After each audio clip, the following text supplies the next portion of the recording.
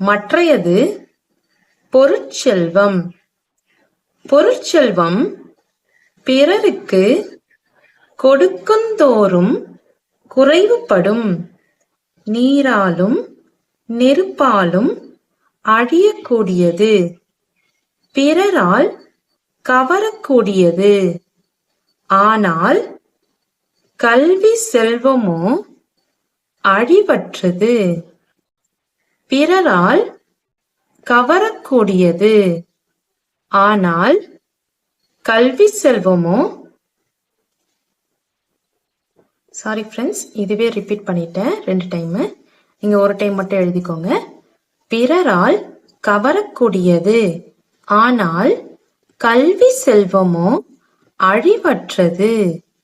நீராலோ நெருப்பாலோ அழியாதது.